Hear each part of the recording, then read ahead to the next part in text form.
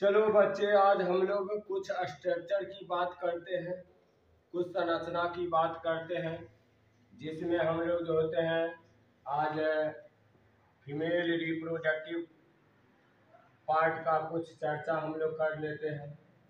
जिसमें जो होता है हम लोग आज यूट्रस की संरचना को थोड़ा गौर से देख लीजिए। ये जो होते हैं यूट्रस की स्ट्रक्चर है। यूट्रस के बगल में ये नालिकाकार रचना, ये नालिकाकार रचना को फैलोपियन ट्यूब और इसके बगल में ये उभरा हुआ रचना ओवरी। इस तरफ भी ये संकीर्ण भाग है फैलोपियन ट्यूब का, और यह रचना जो है आपका फैलोपियन ट्यूब है। फैलोपियन ट्यूब और इसके बगल में ये क्या है, ओवरी है। अब यहाँ पर यूट्रस के जो है 3 भाग।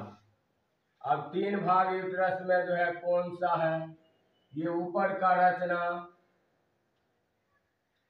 फंडस कहलाता है, और यह बीच का रचना जो होता है ये जो है बॉडी कहलाता है, और यह जो है संकीर्ण भाग जो होता है यह आपका जो होते हैं सर्विक्स कहलाता है।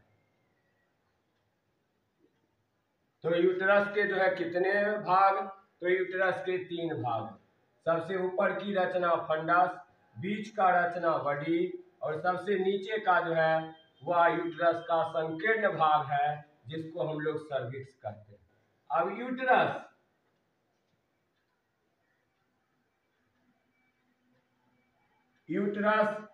ये यूट्रस जो है आगे चलकर कहाँ खुलेगा, ये यूट्रस आगे कहाँ खुला, सर्विक्स में। सर्विक्स आगे चलकर ये कहाँ खुलेगा, तो ये सर्विक्स कैनाल।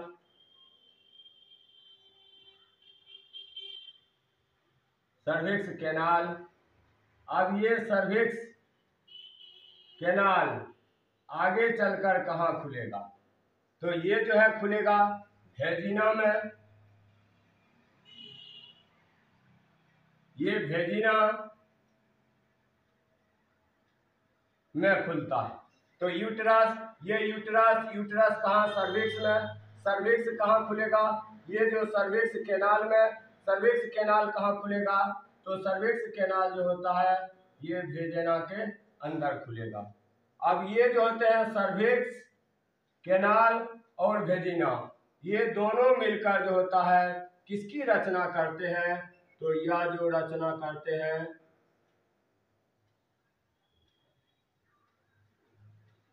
सर्विक्स कैनाल और वेजिना बर्थ कैनाल की रचना करते हैं।